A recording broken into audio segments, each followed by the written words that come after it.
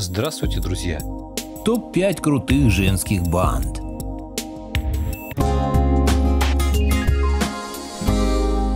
Благодарю всех, кто подписался на мой канал и смотрит мои видео. Ссылка на статью в описании. Женские банды, вне всякого сомнения, явление очень древнее. Упоминания о женщинах, вставших на скользкую дорожку организованной преступности, встречаются у авторов Древней Греции, Китая и даже Ближнего Востока. Вполне возможно, что образы воинственных амазонок, характерные для разных уголков мира, частично позаимствованы именно у красоток с большой дороги.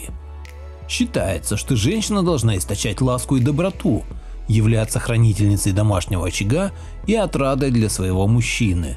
В большинстве случаев так и есть, пока не вмешиваются серьезные обстоятельства, заставляющие дам брать в руки оружие и идти наперекор законам. Первое. Банда блондинок. Сан-Паулу, Бразилия. В Бразилии, где, как известно, много диких обезьян, в то же время совсем плохо с блондинками. Поэтому странно, что девушки из Сан-Паулу выбрали именно такой имидж для своей группировки. Бразильский мегаполис по праву считается криминальной столицей страны. Но блондинки разительно отличались от брутального местного криминала. Все участницы банды имеют неплохое образование, знают как минимум пару иностранных языков и тщательно следят за своей внешностью и одеждой.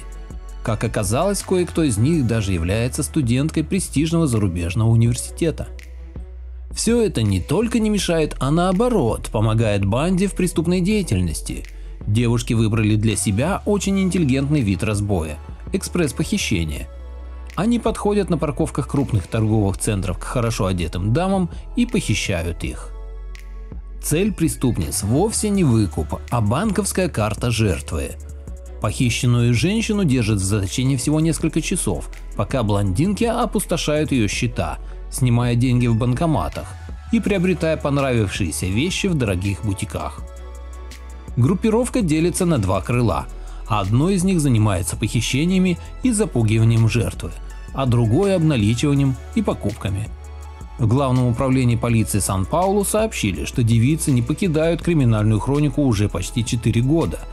И за это время ограбили не менее 50 женщин. Самым большим уловом банды были $9000, которые они спустили в магазинах электроники и брендовой одежды. Хоаким Диас Альвес, возглавляющий отдел похищений полиции Сан-Паулу, отметил, что жертвами преступниц становятся исключительно иностранки, причем также блондинки. Полицейский утверждает, что выбор делается с таким расчетом, чтобы при предъявлении чужой карты преступницу было легко спутать с жертвой. Плохое знание города и языка иностранками значительно затрудняет расследование таких преступлений. За 3 года оперативной работы были задержаны всего 2 участницы группировки. Единственная в банде брюнетка, управлявшая автомобилем при похищениях, и блондинка, вина которой доказана лишь частично. Так что если вы захотите навестить Сан-Паулу, то постарайтесь перед этим стать жгучей брюнеткой. Это застрахует вас от неприятного приключения. 2. Обольстительницы из Флориды, Майами, США. У американской организованной преступности не всегда квадратная челюсть и 3-дневная щетина. Оказывается, 2% преступных группировок США являются женскими, и многие из бандиток выглядят не хуже, чем жены крупных бизнесменов и политиков. Флорида – курортный рай для пожилых толстосумов, которые не прочь тряхнуть стариной и зажить с девочками, как в последний раз. Для некоторых из них этот раз и оказывается последним. Девушки в возрасте от 22 до 27 лет знакомятся с тронутыми грибком старости богатыми буратино и чистят их кошельки. Преступницы обещают ночь страсти, но в отеле опаивают стареньких ловеласов снотворным и без нервов забирают все, что им понравится. Тот факт, что не каждый старичок способен проснуться без реанимационных мероприятий, после лошадиной дозы лекарств их совсем не беспокоит. Добыча этих барышень исчисляется сотнями тысяч долларов, а поймать кого-то из них удается очень редко. Работе полиции мешает то, что большинство пострадавших не обращаются к правоохранителям, а те, что приходят пожаловаться, не могут вспомнить обстоятельства, предшествующие отравлению. Разумеется, получить какую-либо детальную информацию с усопших старичков-толстосумов тем более трудно. Известна и еще одна женская банда Флориды, еще более вероломная. Ее участницы выходят вечером группами на дорогу в одних плавках, а когда водители останавливаются поболтать или узнать что почем, наставляют на него пушку и чистят карманы. 3. Каморра и ее прекрасные дамы. Сицилия, Италия. Анна Скаралла – лидер клана Понтичелли, сицилийской каморры, беспощадной мафии, с которой не мог совладать даже знаменитый комиссар Катани. Итальянская мафия с каждым годом становится все более женственной. Сейчас в ней состоит в 10 раз больше представительниц прекрасного пола, чем в конце 20 века. Такой гендерный перевес связан с тем, что одни лидеры кланов были арестованы и отбывают длительные сроки заключения, другие погибли в ходе разборок с коллегами по цеху. Да и вообще измельчал нынче сицилийский мафиози. Оказалось, что женщины более расчетливы, осторожны и безжалостны, чем мужчины, занимавшие высокие посты в преступном мире. Самой успешной леди-босс по праву считается Нунция де Амико, многодетная мать 5 детей. Эта солидная дама просто завалила юг Италии запрещенными веществами, после того, как полиция посадила ее уважаемых в Неаполе братьев Сальваторе, Джузеппе и Антонио. Никто не ожидал, что Нунция окажется эффективнее 3 слюнтяев, бесславно попавшихся на мелкой контрабанде. С врагами семьи и отступниками госпожа де Амико расправлялась без малейшей жалости. «Внешне я женщина, но внутри я больше мужчина, чем вы», – так любила говорить мать-героиня своим подчиненным. Погибла глава мафиозного клана эффектно и трогательно. Ее убил 2 выстрелами из пистолета неизвестный, когда она в детской своего особняка склонилась над колыбелью младшего. Стоит сказать, что ребенок во время заказного убийства не пострадал. 4. Гулаби-ганг или розовая банда.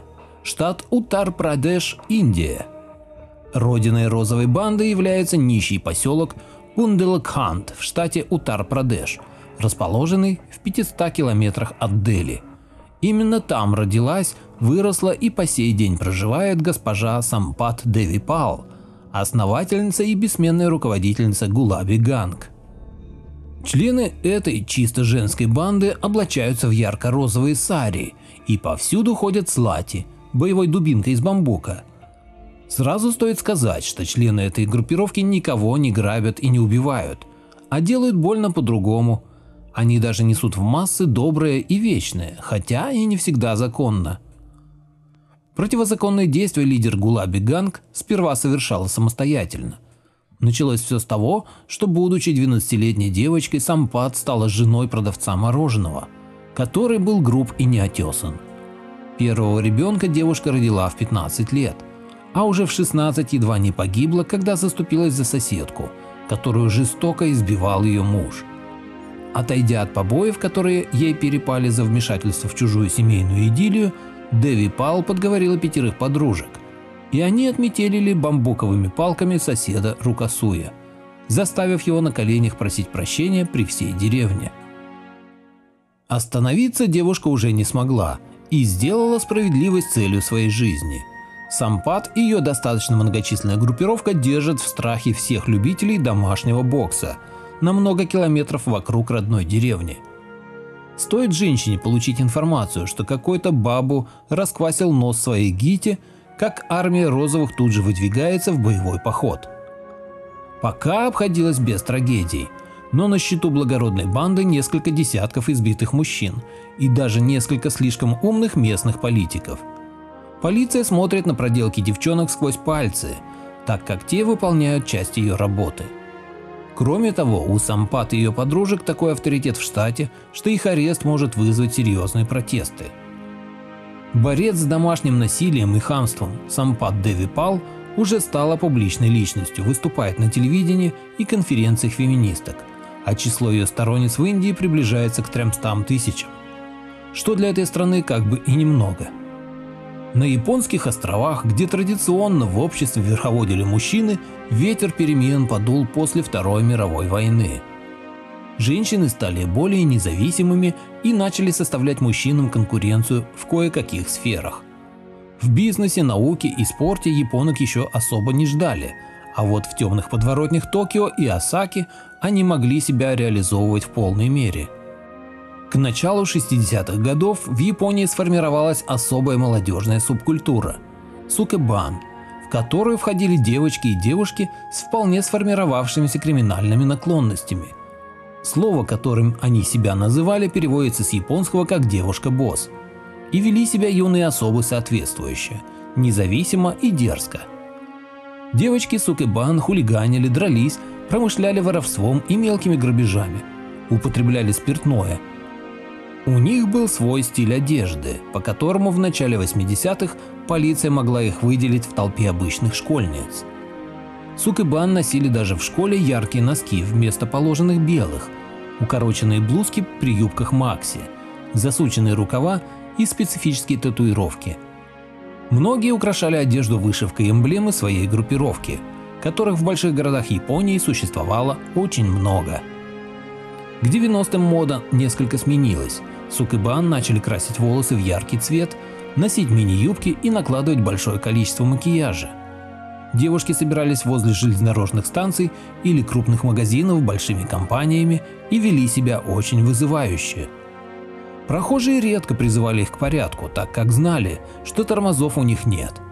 Зато у каждой имеется в кармане опасная бритва или кусок велосипедной цепи. Банды сукэбан специализировались на кражах из магазинов, ограблении лавок и случайных граждан. Самой крупной в истории Японии женской бандой являлся союз бандиток Кандо, в котором состояло более 20 тысяч девушек. Их авторитет был настолько высок, что с ними считались даже якудза. Это было видео про 5 крутых женских банд. Поделитесь моим видео в соцсетях с родными, друзьями и знакомыми. Люди имеют право знать все точки зрения. Всем спасибо за внимание. Буду рад вас видеть на своем канале снова.